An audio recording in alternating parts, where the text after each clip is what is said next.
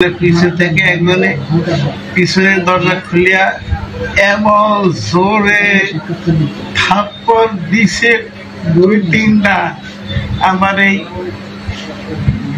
এইখানে brain tumour operation হয়েছে এই ডাইন পাশে। যে উনাকে প্রথম অ্যাম্বুলেন্সে তুলে নিয়ে যাওয়া হয় এবং এই তার আগেও ওনার বক্তব্য ইসকনের বিরুদ্ধে হওয়ার কারণে কয়েকবার চিঠি পাঠিয়েছিল। বক্তব্য কিন্তু প্রায় 6 থেকে 7 মাস আগে উনি বক্তব্য দিয়েছিলেন। এই 6-7 মাস ধরে ওনাকে চিঠি দেওয়া হচ্ছে যে ইসকনের বিরুদ্ধে বক্তব্য দেওয়া যাবে না, এই করা যাবে না, সেই করা যাবে না। উনি তারপরে ওনার এই তেজদীপ্ত কণ্ঠ জারি রেখেছে বলে তাকে যে হত্যা করার চেষ্টা করেছে, তাকে সীমান্তে পাওয়া গিয়েছে, এগুলা কোনো বিচ্ছিন্ন ঘটনা না। আর যেই অ্যাম্বুলেন্স তো বেশিরভাগই সরকারি, আর অ্যাম্বুলেন্স যদি ফাইন্ড আউট করা হয় তাহলে অবশ্যই এটা খুঁজে বের করা সম্ভব। অতএব প্রশাসন বা গোয়েন্দা সংস্থা যদি চেষ্টা করে এদেরকে সেকেন্ডের মধ্যে বের করতে সক্ষম। অতএব আমাদের কথা হচ্ছে প্রশাসনের এই জায়গায় কঠোর অবস্থান যদি না নেয়, আমরা তাদেরকেও মনে করব যে তারাও এই দোষে দোষী। দেখেন, বাংলাদেশটা বিগত 16 বছর ধরে কিন্তু একটি স্বৈরাচারের অধীনে বাংলাদেশ ছিল।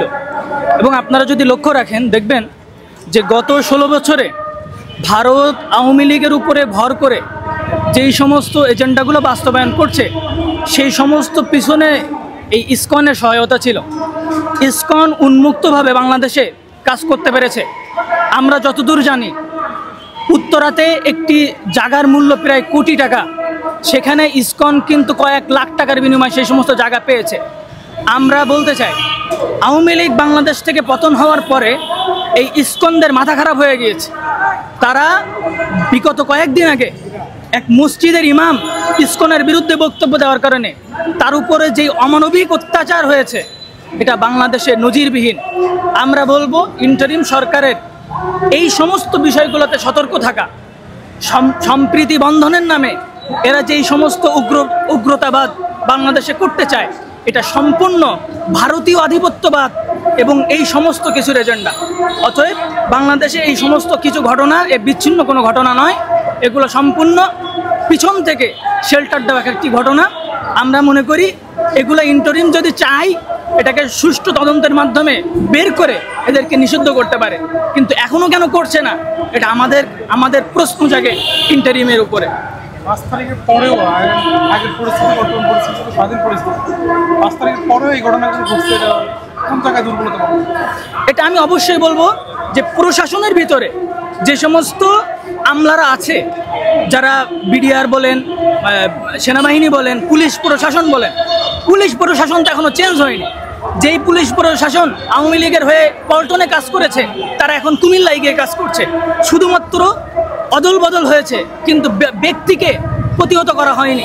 অতএব এই সমস্ত কিছু অরাজকতাগুলা তাদের শেল্টারের মাধ্যমে হচ্ছে। তারা যদি সেকেন্ডের মাধ্যমে অ্যাকশনে চলে যায় এ বাংলাদেশে এই সমস্ত কিছু হওয়া সম্ভব না। আমি জেনেছি যে উনারই বক্তব্য, যেটা আমরা সোশ্যাল মিডিয়ার মাধ্যমেও জেনেছি, যে জনগণকে বিশেষ করে তাদের ভিতরে একটা আসা উচিত, তাদের বাচ্চা কাচ্চা, তাদের মেয়ে ছেলে কারা কোথায় যাচ্ছে, কিভাবে যাচ্ছে, কাদের সাথে মেলামেশা করতেছে।